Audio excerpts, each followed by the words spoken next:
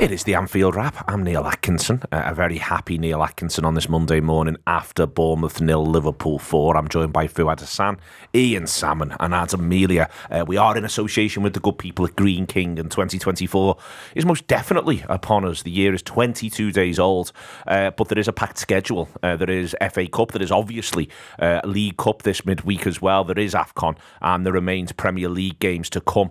So beat the January Blues and watch every game with the atmosphere it deserves down at your local Green King sports pub. No need for dodgy streams or even being alone in yours. If it's on the telly, it'll be on at Green King across their huge HD screens. If you download the Green King Sports app, you'll also receive 10% off every single drink whenever there's a game on. The venues offer a huge range of low and no alcohol options. So dry January doesn't mean you have to sit in yours. Get out and about and see people and be social. It was Bournemouth 0, it was Liverpool 4, it was Ian Salmon. An emphatic second half performance from the Reds. It's an absolutely stunning second half, isn't it? It's as good as you would want a second half to be. I thought the first half, I was happy with the first half. I thought we were playing well. I thought we controlled it. Jürgen came out and disagreed with me very publicly on that one. And he's in charge, so I think he probably knows more than me what he wants from them.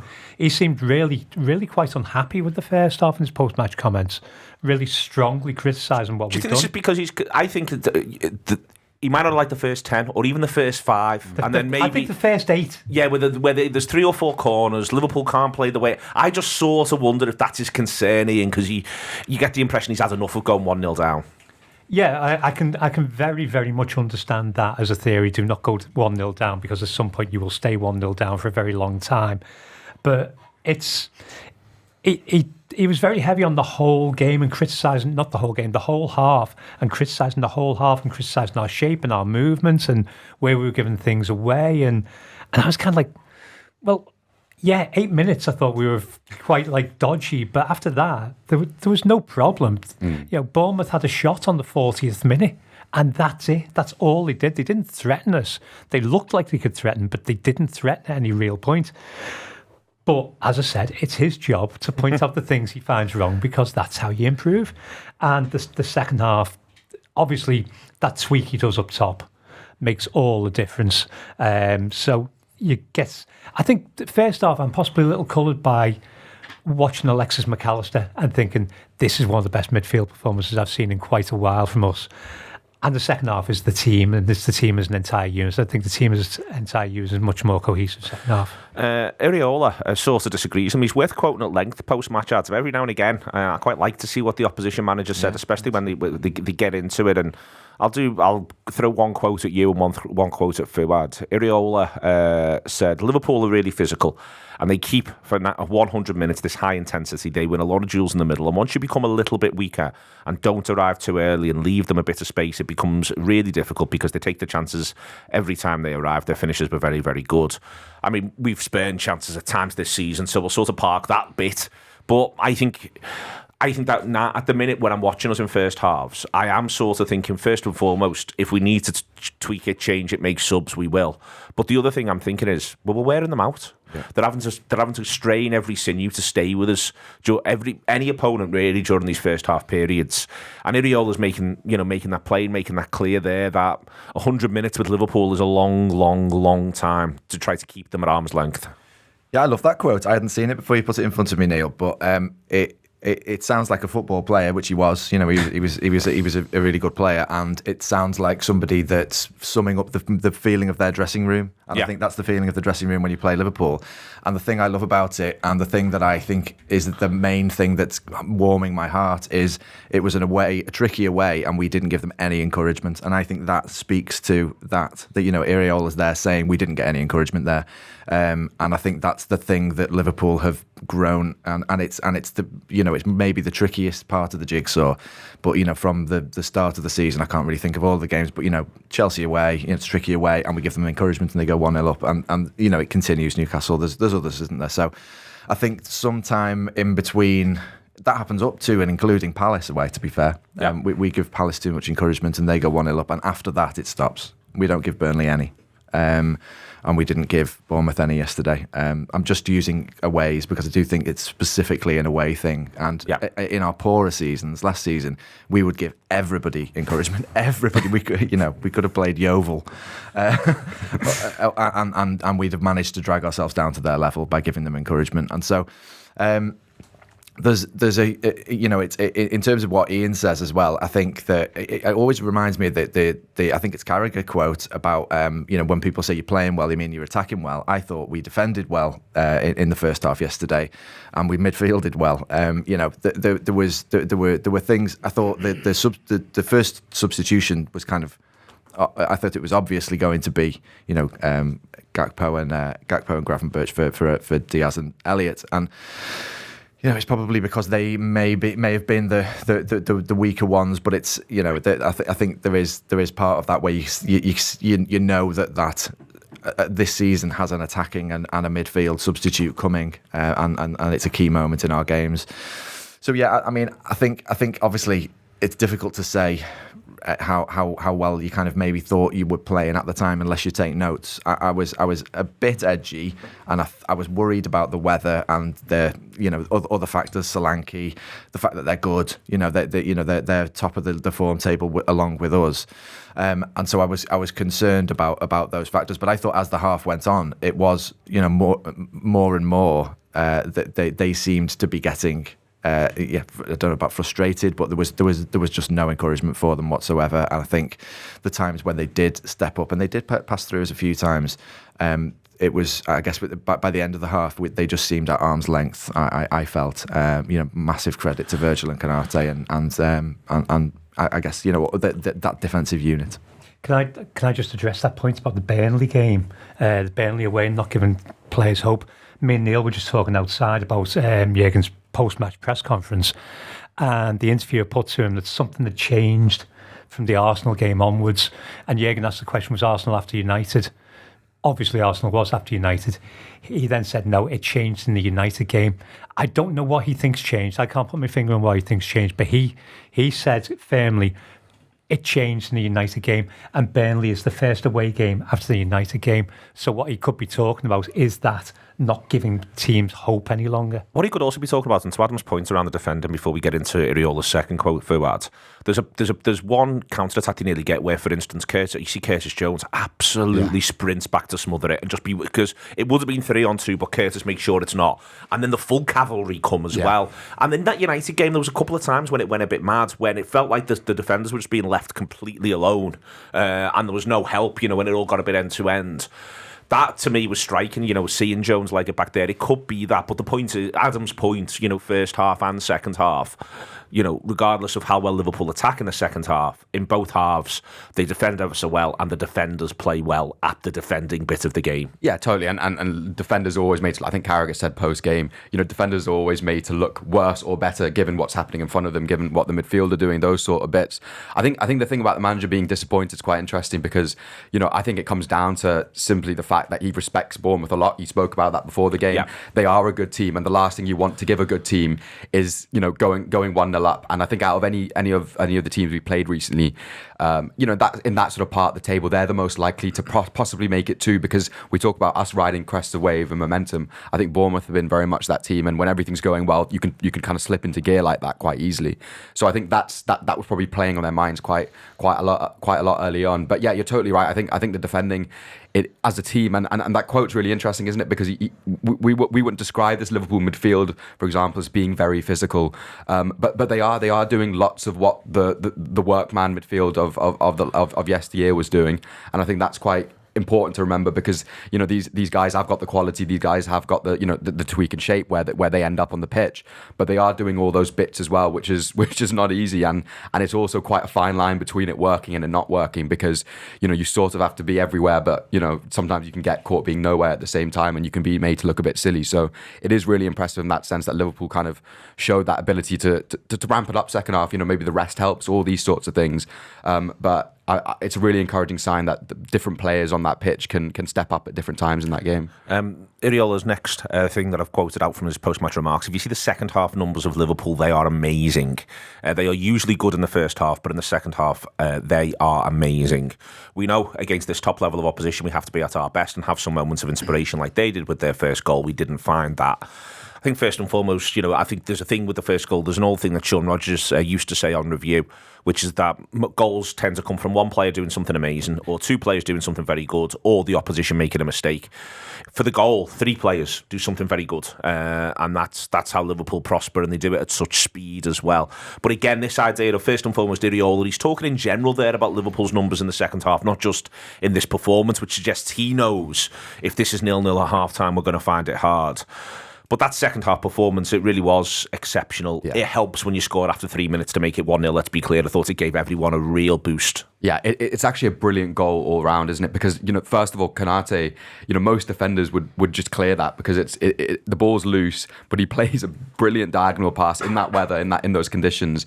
And the touch from Jones, the first time pass, and then, we talk about Jota's intelligence in front of goal. But to play that ball first time, to see it, most players, I think, would take a touch. And then, if you're in the form he is and you kind of back yourself like he does, you'd shoot. And I think, all those players linking up, felt very, very difficult for me to imagine without Salah. I always think if Liverpool are going to score great team goals and it's going to be that sort of play, you need Mo Salah there. There would have been a Salah touch in it somewhere. Exactly. There would have been something he does that takes someone away, or a really intelligent ball that we've seen more and more this season. But the fact that it comes from, all four of those players, I think is brilliant. And the finish, say what you want about Darwin Núñez in terms of what you expect from him, but he scores a very important goal. It's the first goal. I'm glad he gets the first goal, because that's the one that does change everything. It does unlock it. He can feel like he's really kind of contributed in that way as well. Back-to-back away games now where he's done that in the league. He does it at Burnley as well. So he does it, and these are the away games where you need someone. Someone's got to break the deadlock. We need someone to break the deadlock. Núñez has now done it in his last two aways. Totally, and that's what we were screaming out at Luton. He misses that one chance that he gets, but that really was his first chance of the game, I'd say, wasn't it? First proper chance, if you like. And it's a great finish. And then, yes, you're totally right. You score that quickly in the second half. I think they sort of realise that, yes, that second win, or that storm that the manager probably told us is coming from Liverpool, has arrived. And we were very controlled from then on, I thought. Andrew Beasley tweeted, Adam, Liverpool's goal difference across all competitions is plus 49 this season. It's plus 8 in first halves and plus 41 in second halves. Now, it's worth, again, reasserting the point that it's easier to score a goal when you're ahead. Let's be clear about this. The goals that matter are goals that put you one ahead, equalise, put you one ahead, or get you two ahead. And kill a game off. So I think you've got to remember that here. But for me, this speaks volumes about not just the idea of what's going on in Liverpool's dressing room at half-time, what's being said by the manager. We praised the manager a lot recently, and I'm all for it. Don't get me wrong, but the players have got to go and put the instructions into practice on the pitch. And I think you really get to see that with the fact that these footballers, yes, they're getting good advice, but they're following it. And you're seeing levels go up massively in second halves. And yesterday was no exception from Jota and Núñez in the attacking third in particular. Yeah, I don't really think it's necessarily by design fully. I mean, I remember when we used to talk about Rafa's teams when Rafa was our manager, and say that almost the first half is almost irrelevant at times. It's nothing's going to happen in the first half, and then we'll score in the second half. And I don't feel like that is the case. I feel like they are trying things, and every game's different. I thought yesterday, it seemed as though the players, to me, it seemed as though the players had sat down together. The attacking players sat down at half time and said, "Let's stop crossing it. Let's stop crossing it in from those sorts of positions where we're crossing it for a start. It's windy, and secondly, I think we'll get better results against this sort of patched up Bournemouth defence by just playing some little triangles on the edge of the box, and that's where the first goal comes from. And after that, I think it opens up, as Fuad was saying. But yeah, there is. I want to give the players credit. I think they are really. They've shown this season so many times that they're brilliant at solving these problems attacking wise.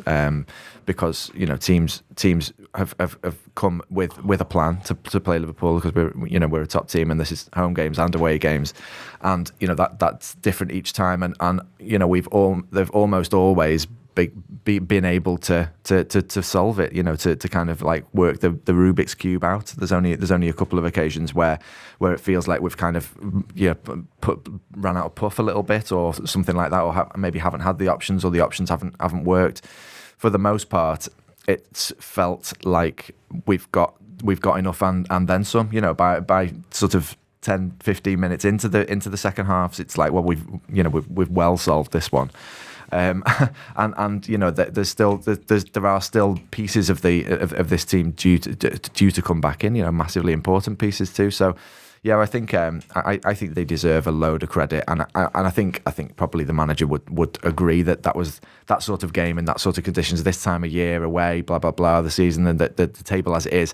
That's one for the the players to show their seriousness, and that's a real players' game, I think. Players' game, but they also do get to tweak, Ian, and I think that this is fascinating now. Nunez starts left.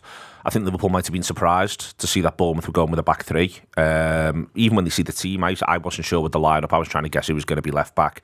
But then at times to fall from Bournemouth, I think they're trying to move it in and out of that shape, so it's not easy for Liverpool.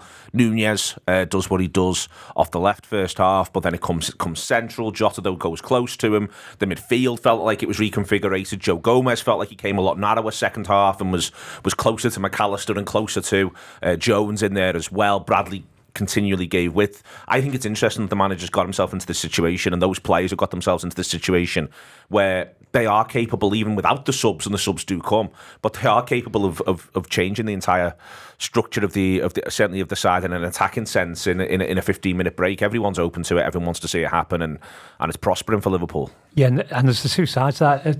There's the obvious tweak where we change the whole shape, and there's that moment where there are moments where Gomez is basically doing Trent's role from the right, from the left. So he's playing a very similar, I'll drop to the midfield base from left back position, obviously realising they're not getting threatened in that position at all, really.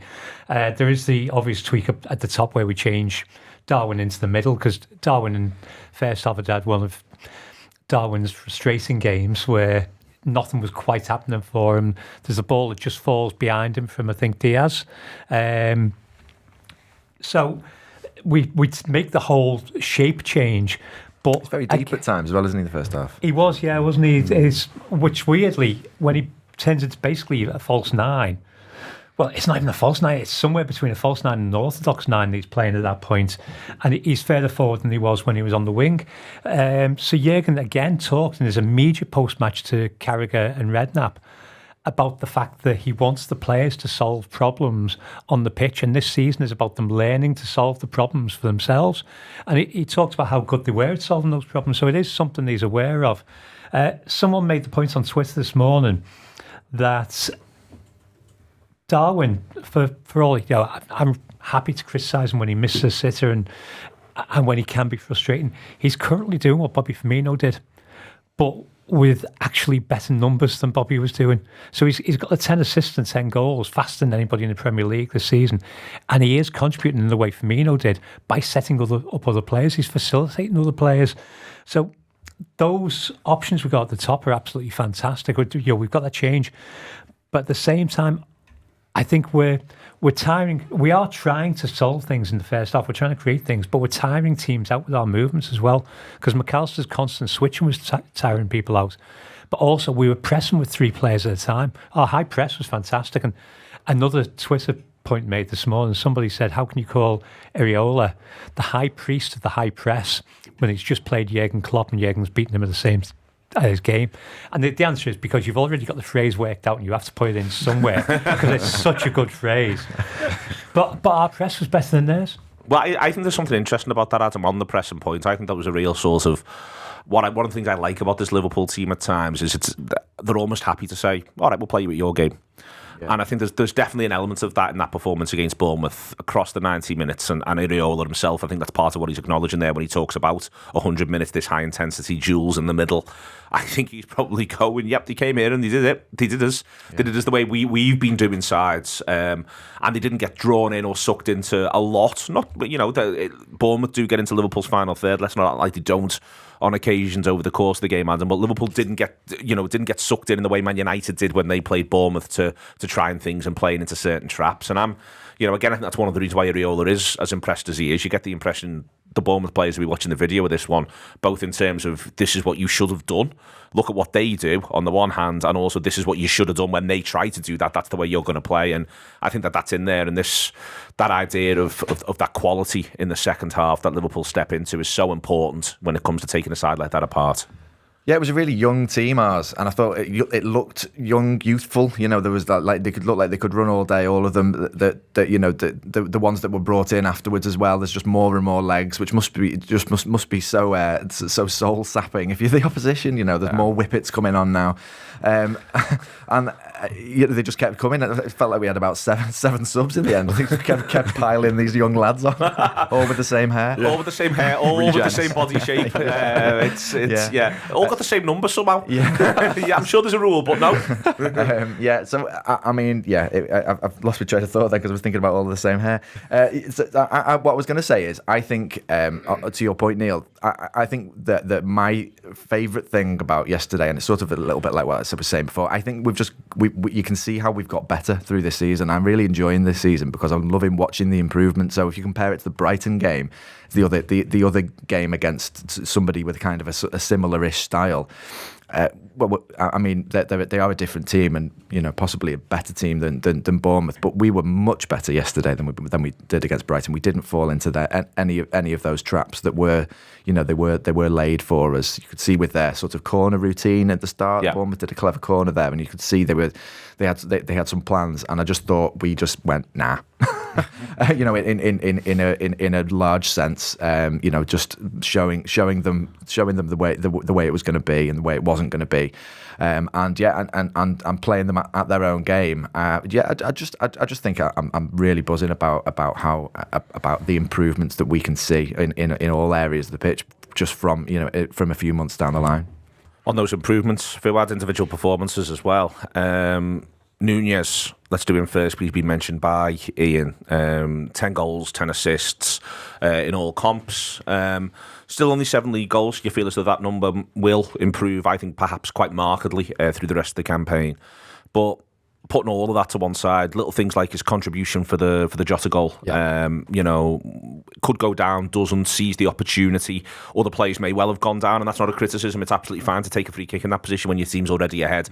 But he senses the opportunities there. Yeah. And I think this is when he's at his best, I think, is when he's, I think that there's this determination to say, when he has to think about it X. I completely disagree with that. I think he's a clever player, and I think he is another one who's working things out on the pitch as he's going. And I think he's really good at working out opposition weaknesses, and that was one example of it in the moment. But I think all the way through that second half especially, he's going into areas they don't want him, and he's hurting them every single time he does. Yeah, totally. I've never really liked the chaos thing about him. I don't think that's totally fair on him, but I do think there is an element of sort of chaos happening around him when he's in situations when he's sort of occupying certain areas and defenders.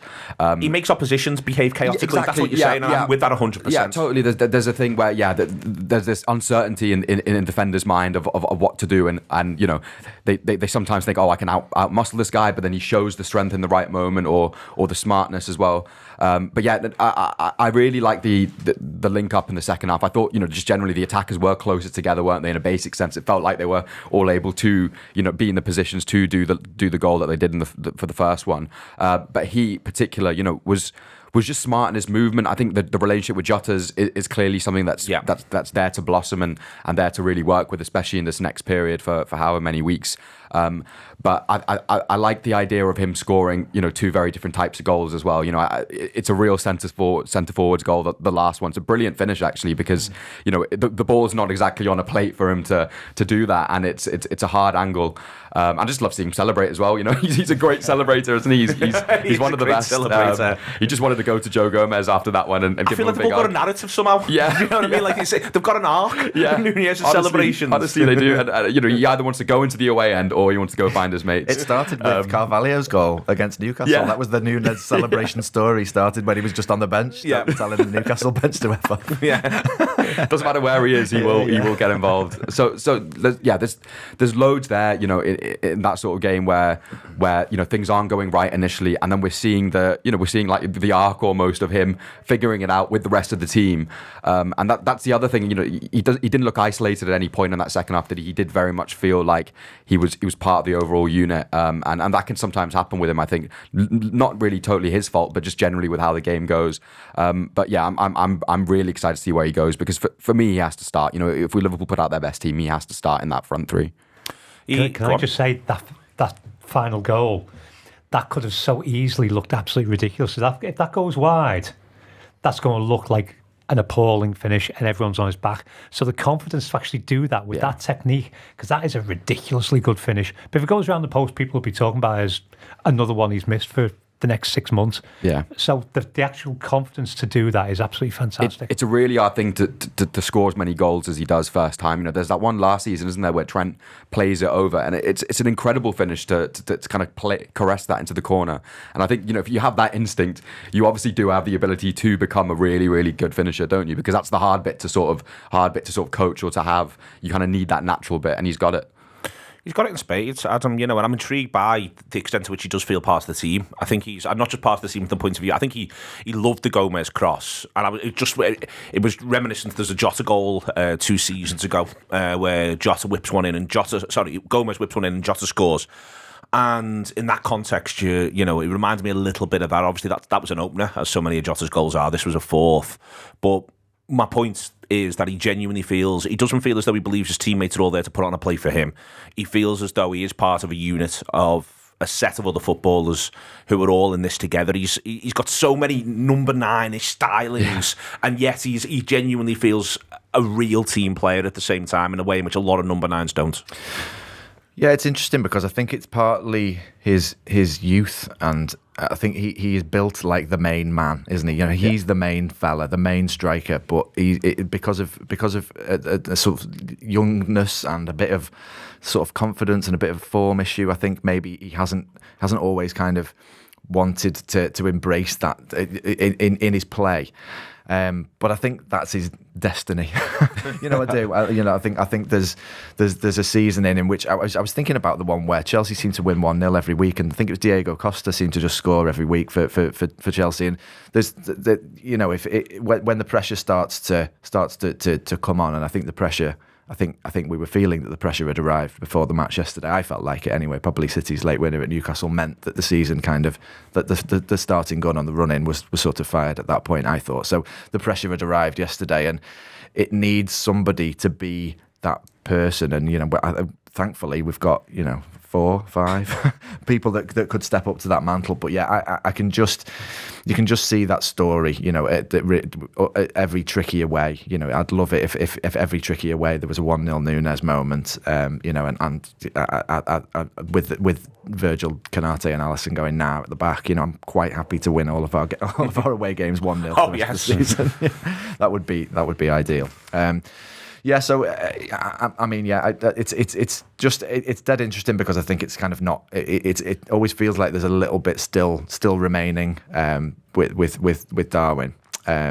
But yeah, I think it was it Steve said on the post-match video yesterday that if he fulfilled his potential, he'd score 10 every game. Yeah. So it's not a possibility. But yeah, just be unfair, wouldn't it? There always does seem to be. There's the next thing to come from him. I guess it's because we've seen Torres and people like that. You're imagining these sorts of things, and who knows, he might have that in his future. But yeah, everything he brings, it's hard to sum up, isn't he? Yeah, he is hard to sum up. Jota, on the other hand, sort of isn't. He's just dead-eyed killer, Adam. It really he is the sort of the cliched version of the number 9 in an odd way. Even though he doesn't even spend a lot of time in that sort of position, he then finds himself where he needs to find himself, and just the ruthless nature of the finishing, and whenever he sniffs an opportunity, his general ruthless demeanour, I think is incredible. Oh yeah, I mean he's not as difficult to talk about, I don't think, as Nunes is. He's not hard at all, and since he's come back, it's been like exactly what we thought. He came on and scored straight away against Burnley, and it's been like the inevitable, which doesn't always happen. You have to remember that he's worked really hard, and you don't always come back and hit the ground running like that, but. Yeah, I love what I love about Jota. I was thinking about his derby goal away at Goodison the night game. I think did we win 4-1? Yeah, and he hits it. He hits and then finishes yesterday was similar. It's almost like where's that gone in? Yeah, like you know what I mean. Where's that ball gone in? You can't even when you're watching it on telly. You need the replay, and so how hard must it be for the goalie? Yeah. Because if I'm just watching it on the telly and I can't tell where the ball's gone in, then his first finish yesterday, I couldn't believe he went near post when I saw the replay. I was like, because it's one of them where it just sort of makes. I thought it had been deflected somehow. Yeah. I was like, this is odd, and then you see it when you see from the different angle. But in real time, I thought that's deflected in. Yeah. It's not so much, as I say, it's not so much how has that gone in. It's where where has that actually crossed the line, which could potentially. You might think your keeper might look a bit silly, but his finishes are just unerring, and he does the Suarez thing, which is why I referenced that Everton goal of just the goal's big. You can put it in all sorts of places in the goal, which so many strikers don't do. But he's got that about him. But brilliant. A little bit of, I think you said Ian Rush on your show yesterday. A little bit of Robbie Fowler, I thought too. Brilliant. Just a question on that one. Did everybody else here watch it in the pub? Yes. Yeah. So you wouldn't have heard it, because the thing I got from watching it at home, you heard it hit the post and heard it hit the net, and it was the most glorious noise you could possibly want to hear. It was just wonderful percussion. It was beautiful. The timing was incredible on it. It's a stunning finish, isn't it? He's like a shark, and I absolutely adore what in the final third when there's a little bit of space, you almost feel him. He comes alive. He almost looks different. His body looks different. I think he's fascinating as a footballer. He's got absolute purpose, hasn't he? He knows his job is putting in the back of the net, and that's what he's going to do. And he's scored so many different goals, and he'll score the scruffy ones. He'll score those tap-ins that others don't necessarily do, because he's just pure instinct. Far be it from me to try to start an argument with Jamie Carragher, not least because you always have the suspicion he could walk in at any minute. He's in there. He's in the cupboard. But that, I think the comparing him to Fowler might be a little bit of a stretch at the moment, because Robbie Fowler might have been the purest goal scorer I think I've ever seen, but he's on the list. I'm not around comparing him to Liverpool's highest ever goal scorer, Ian Rush, to be clear. Yeah, but just in nature of the scoring, because Fowler was just clear instinct and clinical and beautiful lethal. Feet. He was incredible. Feet. Unbelievable feet, Fowler. But should we just talk about Fowler's feet for a while? I think it feels like a good diversion. Jota's. He's on the list, isn't he? This is how spoke we are. Jota is on the list with Fowler and Rush. I loved his assist for Darwin too. Yeah. I think that's the thing, and I can't remember which game it was, but he had another assist recently. Might have been the Newcastle game, and both of them I thought I can't remember which one it was now, but that's what we were kind of missing in terms of not just goal scoring, but doing the right thing. Sometimes the right thing is banging it in the corner, and sometimes the right thing is that pass. And it just has to be that one, and he knows that. And Jota is so impressive that the commentator thought he was still on a hat-trick after Kay Gordon had come on for him. There is the other moving part for the full 90 Fuad is Alexis McAllister.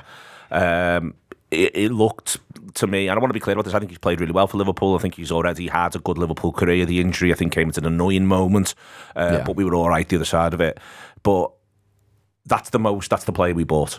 That was the player that I fell in love with watching at Brighton, and he hasn't suddenly developed some pace, but he was so able to get away from people all match. I thought he was winning his battles, and then he was able to find himself his yards, get away, push when he needed to push, find the ball he needs to find. I thought it was a tremendous performance, and if we weren't talking about two forwards each getting a brace of goals, for me there'd be no debate over man of the match. Totally, yeah. I think in the first half, and what was quite a dull kind of period, we all sort of looked to him, and he was the one that stuck out on the pitch in terms of the decision making, like you said, the instinct, when to go, when to come back. He was really sharp with his tackles as well. I've always thought he's been a good tackler. I think that's something that doesn't really get said enough about him, that he is good in a tackle. He will be strong. What I thought was interesting was I think he has always been good in a tackle when the tackles come to him. Yeah. Yesterday I thought he had such a sense, and again this could just be great preparation from Liverpool, but the players have got to put it into practice.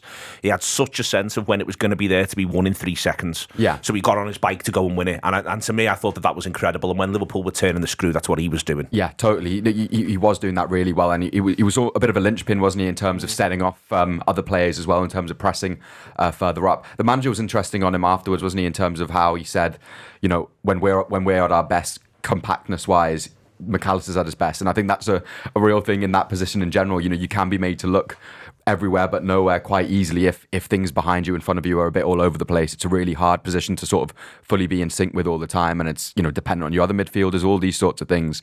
And he had all that around him. Liverpool were very compact and moved really well together in both halves, I thought, actually. And yeah, he's one where, you got the element of when he's sharp with his tackling, when he's able to read the tackle well as well.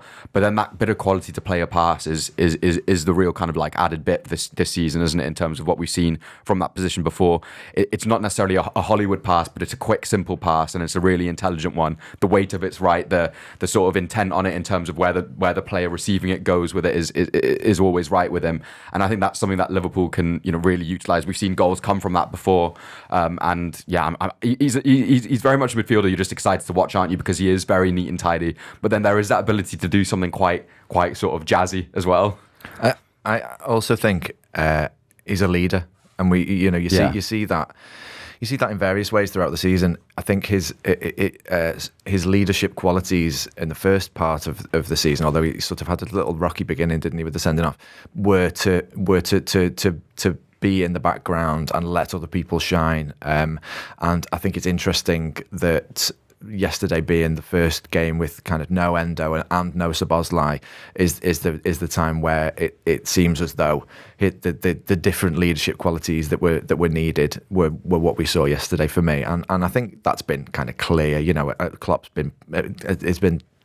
we'll put him in the team at every opportunity. Loves him, doesn't he? I think he is one of those players who's the manager's voice on the pitch kind of thing.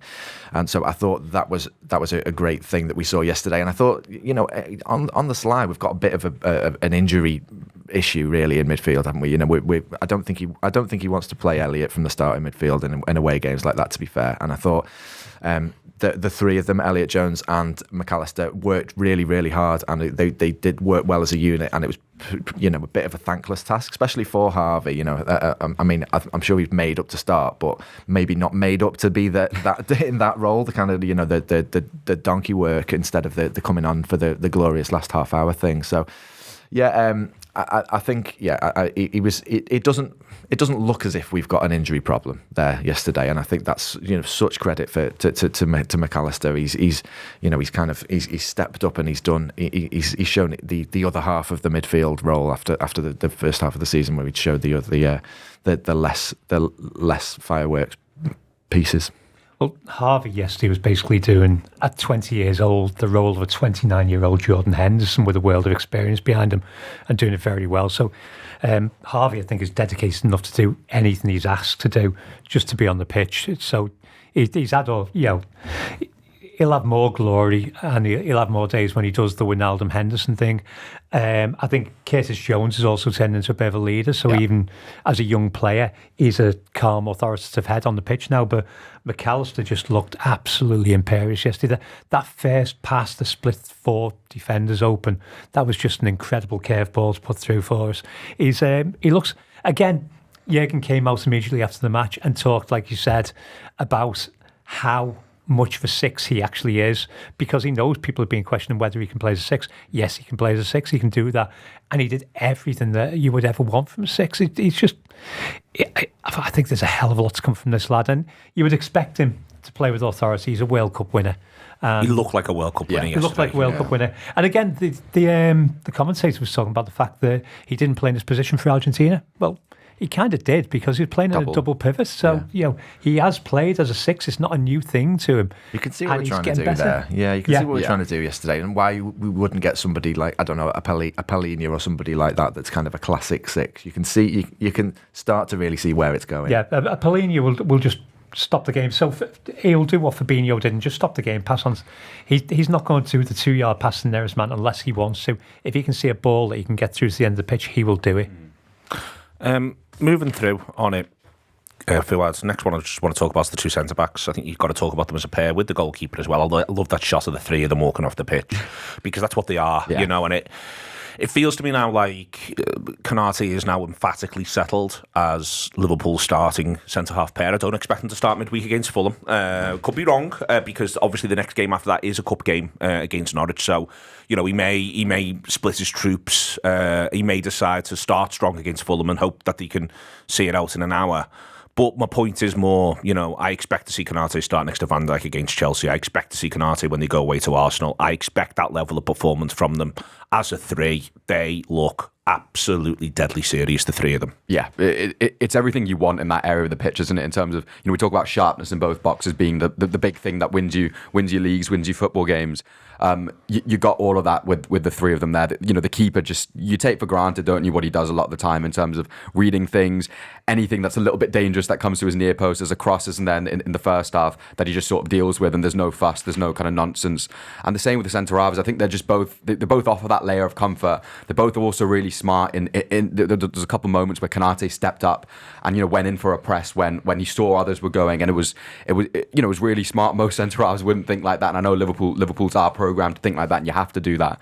But he's really got that ability to be a leader and to be very much again a part of the unit. It's not the back line and the midfield and the front three. They all work together so well. And yeah, I mean the quality on the ball as well is brilliant. Like I said for the first goal earlier, it's a brilliant ball. It's one very few centre halves would even think about, very few players would even think about, because it should be a clearance really. But the forward thinking, the sort of idea of starting a goal out of a clearance is what this sort of Liverpool team's all about, I think.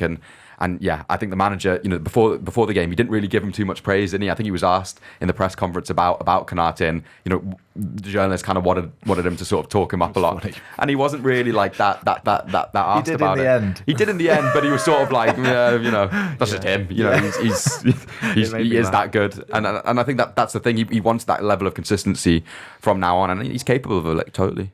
The captain is impeccable again, Ian, all the way through the game. Blocks, I think, practically everything. I think he might still be blocking things now. There's that much blocking going on from him. He just looked like he knew exactly where his positioning is. And again, the two of them with the goalkeeper, they're just so calm. They're such calm presences all the way through the match. Yeah, it's the thoughtfulness of Virgil. He knows exactly what he needs to do. And I think it's Jota's first goal that comes from Virgil deciding that he's not going to put it out for touch. He's going to take the ball round Solanke and he's going to get the out ball down the wing, and everything starts from there. Yeah. So it's that moment of, again, starting the attack from the defence, and we're doing it perfectly at the moment. And Virgil, I remember making the point at the first game of the season, first post-game show we did, first Monday show after the first game of the season, where his warm-up as captain for the first time looked like a warm-up of a person who intended to take this role very seriously. And I said at the time it sounded stupid, and it probably sounds stupid now, but he looked like a man who had an absolute intent that this was going to be his season. And he's making it that way, that the captain's armband is just taking him to a new level. He may actually currently be playing the best football of his career. Last one, Adam, is Conor Bradley. I do want to talk about, because they've got good wide players. It's important, this. Just because the Bournemouth doesn't mean they haven't got good wide players. They've got good wide players. They've got wide players who can rotate. It's not the threat of having to deal with just one player. There's a lot going on in there. They move around. They move into the space. I thought Bradley deals with it all, absolutely in his stride. And you can see he's a genuine threat in the opposite direction as well. Yeah, he should score, actually. He's twice. It looks so in, didn't it? Yeah. I can't remember the header and the shot. Oh yeah. I was thinking of the header. I think he sort of makes slightly the wrong decision with it. But for somebody who's so recently come into the team to be there getting on the end of chances is hugely. I mean, I don't think we saw that from Robertson for months and months, kind of thing, after he started. So I mean, yeah, we just feel really really blessed. It's incredible, to be fair, that we've wondered who on earth we can kind of get to step into these positions and be understudied. Bradley and Gomez, they're incredible. and that's exactly what you would want, because it's so difficult to go out and buy those types of players, because you're maybe not going to get to play that often, but you need to be really good. And now it's just an absolutely dream scenario. You're kind of pinching yourself, to be honest, at the moment, with the young players coming through. And there's, whenever, because of how it works with the youth system, whenever it was that this change has happened, which has led to it, that lots of people deserve a whole load of credit. I think we talked about it on the gutter the other week on Rob's show about what you kind of want your academy to do. And in terms of, I think I'd say keep bringing through really good fullbacks, and that particular thing. I think Ian said it before. The kind of he's got like a fullback body shape, and he just it is almost like that we've kind of got this little production line going on at the moment. And yeah, I think, and I haven't even mentioned him yet. I thought he was fantastic, and I thought he's just it's similar to, as I was saying with Jota. He's come on and done exactly what everybody kind of hoped he was going to do. And there's nothing kind of inevitable about that. It's really hard, and he's fulfilled and exceeded expectations. And yeah, as I say, the fact that he's starting to get on the end of things as well means that you've really got something bubbling under there. I think the academy shout is massive, because whereas Robbo came in and he took 3 months to learn Jurgen's game, Conor Bradley's had 3 years now since we signed him, longer. So yeah. He's come through the system. We are developing Jurgen Klopp players all the way through the academy, and it was a great loan for him as well. And you can understand, Ian, in that context why, for instance, they're pulling back footballers where they don't feel they're having a good loan. Because I think that they can see what the benefits of a good loan is to a player. So Bradley, plays a bit at right mid at Bolton, a bit at right wing, a bit at right wing back when they play that shape. So he gets the full gamut of experience. He's there every week. He wins awards for them. They all speak so highly of him as a person as well as a player. You can see why they want them to have good loans, especially if it turns them into these sorts of footballers. Yeah, in the same way that the year-long loan benefits Harvey Elliott so much, rounded his game out. And obviously we bring Carvalho back and loan him out to somebody else because, well, we can see that it's not working over in Germany. So you bring him back and you send him to Hull to play alongside Tyler Morton, and all of a sudden, first game he gets a goal. So, what more can you want from the lad? And then the flip side of it is to bring Owen Beck back. Yeah. Because he looks so good for Dundee, was it? So he's looking so good, and we need a left back. He comes on, he does good dribbler. He does nothing wrong. He does really well. He looks really good. He carries the ball well. The only issue I have with Owen Beck is him being Ian Rush's great nephew, which makes me feel unbelievably old. They look like a team that can win the league, Fuad. And what I mean by that is I think since the Burnley game, I think at times the game against Arsenal, yes, but I think since the Burnley game especially, because I expect Liverpool to play well at home against Arsenal. I expected what I got against Manchester United. I just thought Liverpool would make it 1-0 at some point, but I expected it to be that sort of game. And that was a difficult game to judge the test of. We've seen them show enormous character away at Palace when they weren't very good and they pull it round.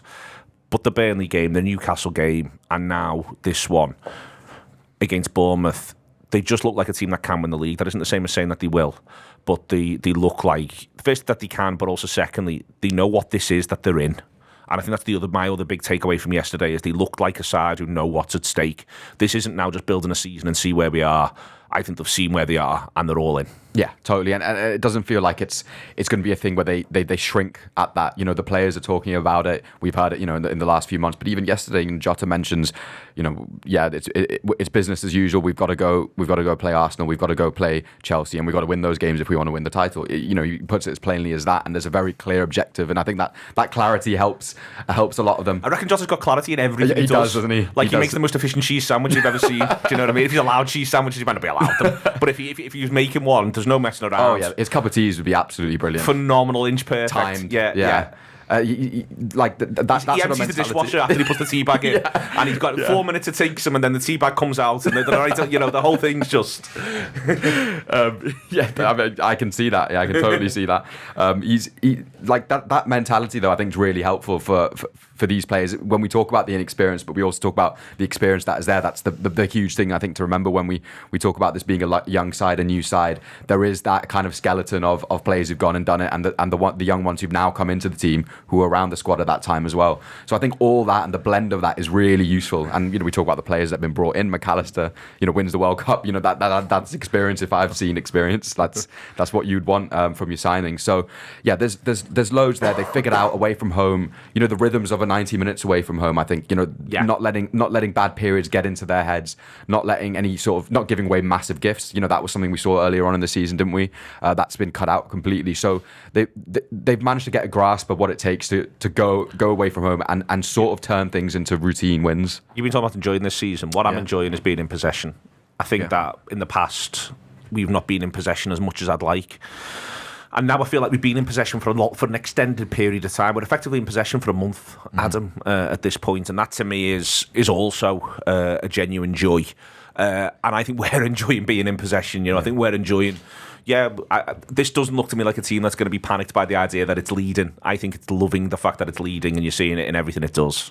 Yeah, I think we're wearing it lightly. I think that it doesn't seem to be weighing heavily on any shoulders. There will be pressurised moments to come, but as things stand, you couldn't ask for much more. And we're loving telling the story and wondering what the next part of it's going to be. As I say, I'll keep saying it because it is rare. I am enjoying this season, I think it's because you're there with them and you're there with every improvement, and you can see, you can start writing it in your head. The problem is that there's another team that are writing their own story as well, and that it seems to be a story that the wider media is very keen to tell. The story of how Man City are going to sweep all before them and win this league. There's different things that you kind of think, and this with the fixtures the way they are to come, and the fact that we are in the lead, it can't help but make me think about how we our title challenge of 18-19 founded on aways at Old Trafford and Goodison Park. They're on the horizon, and that's the only thing that's kind of keeping me up nights. Although I'm still, as I say, enjoying it. Is the idea of City getting something at Anfield and then us not getting maximum points from those, and then City win it by 1 point again or on goal difference. We've seen it happen, so it's not. I think in those seasons it was like, well, that can't happen. Surely they won't win it by 1 point, and then surely they won't win it by 1 point again. Yeah, so it can happen. These things are possible. But the other thing that's in the back of my mind is imagine they have a wobble. We're already 5 points clear. Imagine that the other thing happens and City have a wobble, and Arsenal who knows, remain being the way they are, which is quite inconsistent. Yeah, and around the goal, and because we're already 5 points clear. I know that's there's games in hand and things like that, but there is a world where we're more than 5 points ahead. And when City come to Anfield, and it's really exciting, and you can't predict what's going to happen. But I think our story is starting to be spoken about. I think they talked us up on Match of the Day instead of talking about the refereeing decisions. But it was nice that they talked us up. Yeah, I'm fine with them not talking about the refereeing decisions. We're not going to talk about it today. No, I'm not going to talk about it. I forgot about them. Yeah. He has a bit of a couple of slightly mad ones in the entirety. But I'm going to bounce back to that immediately. If City win the league by 1 point, which they're not going to, but if they do, I want to do Michael Owen's show with Howard Webb because I have questions for him. Please wear that cardigan if you do. Yeah, I will do. Yeah, quite happily. Rightly so. Fulham midweek, Ian. Jones going off is actually the only downer from yesterday. Looked like a tight hamstring. Didn't look like it was anything terminal, but you never know with the way in which the amount that we asked the players to go through. I'll personally be happy to see a bit more Bobby Clark in general. I don't expect to see Bobby Clark from the start. I do expect to see Quansah. I also think there's a chance it's a weirdly strong bench. Ian, what are you expecting from the team against Fulham? As close to yesterday's team as possible, I think. I do think it could be a weirdly strong bench because I don't think we're going to start Trent or Szoboszlai or Robbo. I think we will see the three of them on the bench, which obviously makes it the strongest bench we've had in about 3 weeks because there are moments, last night we had two goalies on the bench. That's how thin the bench was. But we were able to bring on 5 subs. 4 of them had really good games. So, you can't complain about the thinness of a bench if it works. So I think it's going to be, I think it's got to be a strong team against Fulham because we need to win this. Yeah. It's the most important game in our lives at the moment. For the next 4 months, the most important game in our lives is the next game. So this gets us to Wembley. This gets us the potential of a trophy. I'd prefer not to play Chelsea again. I would like to be playing Middlesbrough. That would be lovely. Yeah, we've got a weird record though in finals against sides from the division below. Like we tend to win, but it's never pretty. Oh no, it's usually penalties. Yeah, they're never classics. They're never classics. It's fair to say. Do you think it'll be as close as to the team as yesterday, Adam? I think he might throw one in. Not one of the. I think there's a chance if Robertson and Shimikas are both close. I think there's a chance he gives them 45 and 45. But he's also got Norwich on the horizon where he could do that. I sort of wouldn't be surprised if he throws a Cade Gordon in or something.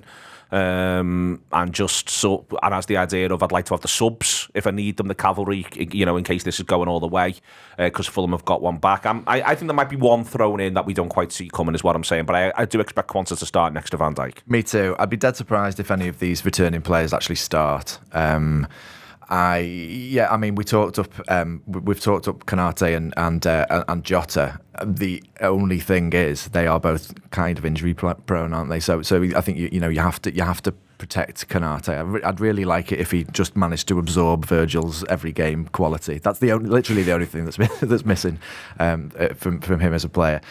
I think that Klopp sees cup ties as he will pick exactly what he needs to get through it, and so the fact that we've got a lead, I think he will. He's brave. I think with cup ties, and I think we needed to win at Anfield for him to be able to be a little bit brave. I think in the second leg, because I think he'll think a draw's fine. We'll hang on to our nil. I expect Quansah, and I expect it. Yeah, I'm not sure, but I think that will be the mindset. I'm struggling to pick my actual 11, but I think the mindset will be a draw is fine here, and we march on to Wembley, even if it needs to be ground out a bit. If I was the manager, I'd double down on Nunez up front. See if you can get another goal and 2 away from home, and just sort of, as Adam was saying earlier on, build that pattern. Gakpo doesn't start, so you think Gakpo's going to start. Could be that Diaz, doesn't play the whole 90, comes off quite early. Could be that Diaz is therefore in line, but it doesn't always work that way with Klopp. He is a little bit unpredictable.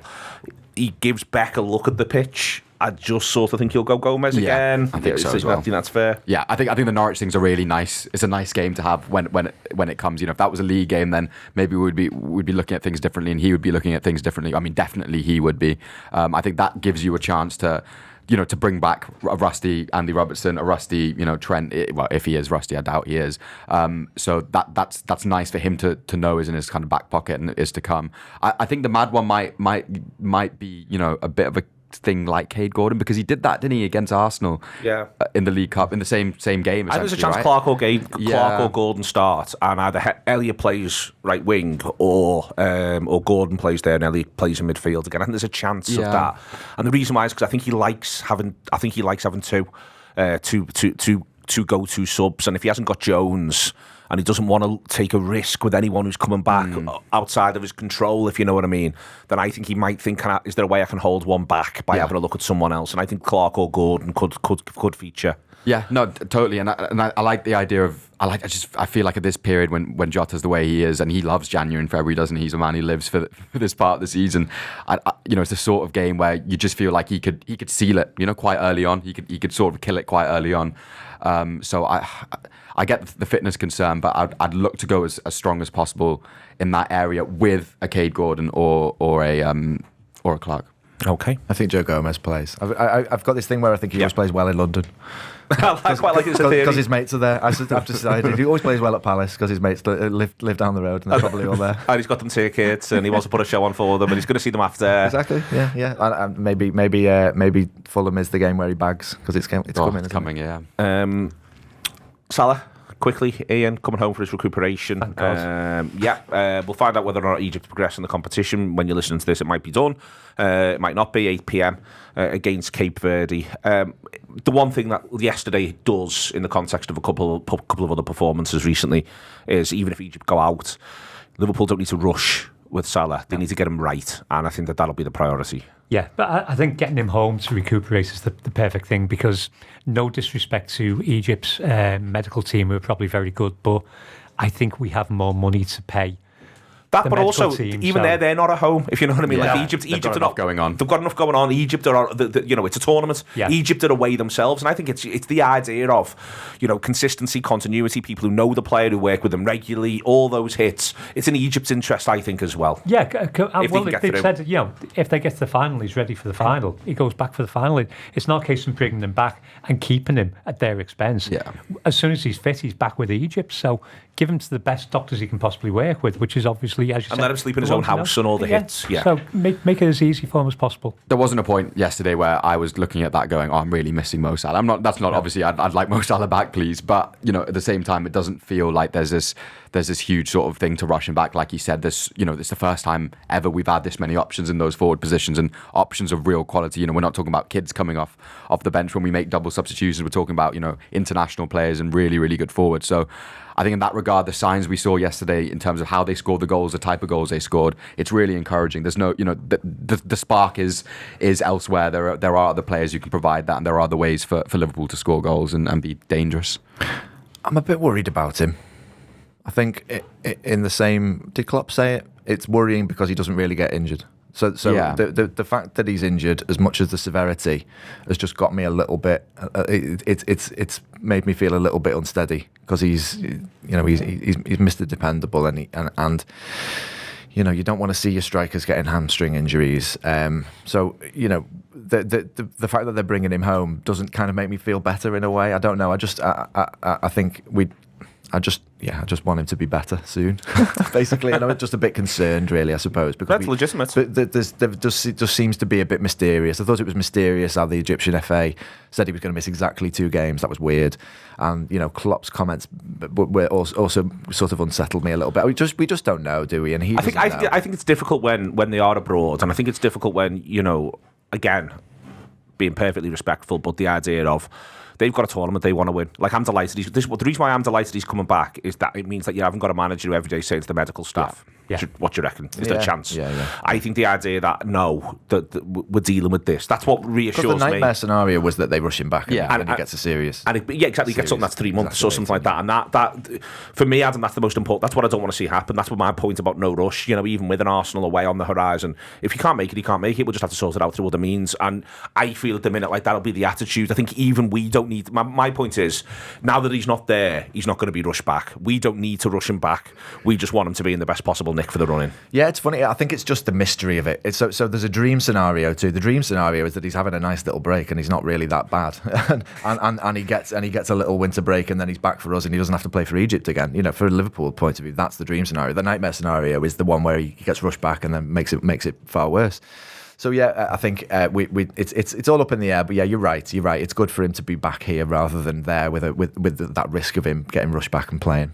Excellent stuff. Excellent all round. Liverpool feeling very, very good, Nick. Everything you need post-match, building up to and after the match against Fulham. We did post-match pint as a live, freely available on YouTube yesterday.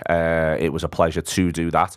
Went long, but that's because I was having so much fun with Rob and Steve. Someone put a remark in that I felt like me and Steve towards the end of it were trying to goad Rob into more and more grandiose statements as it was wearing on. It wasn't a deliberate decision, and yet in hindsight I feel as though it was an excellent one that we intuitively both came to.